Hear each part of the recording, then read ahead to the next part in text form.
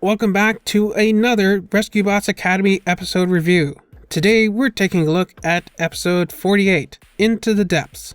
In this episode, the recruits must save a robotic submarine from the ocean's floor. It's funny, we ended the last episode with one Star Wars reference, and we begin this episode with another. With the blast shield down, I can't even see. How am I supposed to fight? Here, the recruits must guide someone through an obstacle course while wearing a helmet that essentially makes them blind.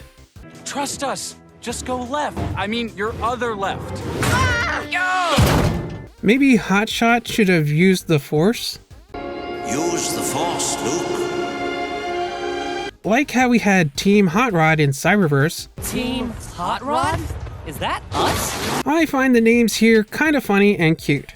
The winners, Team Rescue Prime, and the not-so-winners, Team Unbeatable Hotshots. Well, first off, I never agreed on that team name. I now believe my suggestion of circuit breakers would have been more appropriate. Wait, was that another Transformers reference by Medics? There was a circuit breaker character in the G1 Marvel comics. She was a human supervillain who had the ability to fly, fire energy bolts, and hack any electronic device. She's kind of like an evil version of Jessica from the episode The Return of Optimus Prime. They were both paralyzed in an encounter with the Transformers and then got an exosuit to help restore their mobility. The difference being that Jessica was only paralyzed from the waist down, while Circuit Breaker was completely paralyzed aside from her head and right arm. And she made her own exosuit, while the Autobots gave Jessica hers. And Jessica's didn't give her any superpowers. And obviously Circuit Breaker wants to destroy the Transformers, while Jessica wanted to save them. You know, if I was writing a Transformers show and we had the chance to do so, I think I'd want to take both of those characters and make them one. Jessica becomes Circuit Breaker. She starts off as a villain, but then she eventually comes around and becomes a good guy. The only problem is that due to some legal rigmarole, Circuit Breaker is actually owned by Marvel, not Hasbro. So who knows? Maybe we could get away with calling her Circuit Snapper instead? Or maybe she'd have to be totally redesigned. New look, new name, all that stuff. But I think I'd like to see that in a future Transformers series. Anyways, enough of that tangent. Back to this episode. I love that they made a reference back to the episode All Washed Up by mentioning Hoist's Scrubber Dubber cleaning robot and how it went crazy when they fed it too much power.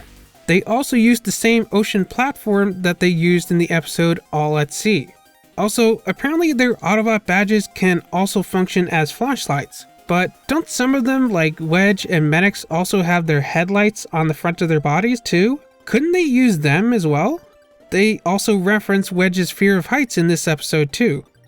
And thanks to some of my awesome subscribers for reminding me that Wedge actually confessed his fear of heights back in the episode Tyrannosaurus Wrecked, the debut episode of Grimlock in Rescue Bots Academy, in a scene where all the recruits are sharing their fears. Spaghetti. It's like a million tiny snakes with tomatoes.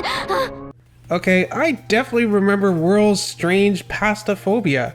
I can't wait for that to be a thing in a future episode. But yeah, all the other recruits seem to have so mundane or common fears that I guess Wedge's fear of heights just kind of went by without a second thought, especially after Whirl's fear of spaghetti confession. So once again, thanks to you, my subscribers, I now know where Wedge's fear of heights came from. It's also really cute and sweet how Hotshot holds Wedge's hand as they jump down together. The recruits decide to use magnetism to find the sub. I'm surprised they didn't use sonar. Must be saving that for a future episode. By the way, the Cybertronian text on Medics' arm says detecting activity. Is it just me, or does the battery kind of look like a ghost trap from Ghostbusters? I like how Whirl bravely distracts the big monster fish. That's my girl. Well, Medics guides the other recruits who carry the sub to safety, and that's the end of the episode. Which kind of reminds me of that episode in Beast Wars where the Maximals are blinded and Rhinox has to guide them back to the base. This was a pretty good episode, even if it did feel a little bit of a retread of the episode All at Sea. I like how we got more references to itself, past Transformers characters, and other pop culture franchises. You know, if intended. Just overall, it was a pretty good episode. What do you think? Let me know your thoughts of this episode down in the comments. Remember to like, subscribe, and do all that other fun stuff. And join me next time when we'll take a look at episode 49, Milford Goes to the Dogs. Sounds like this will be a cute episode filled with lots of adorable pups. Can't wait.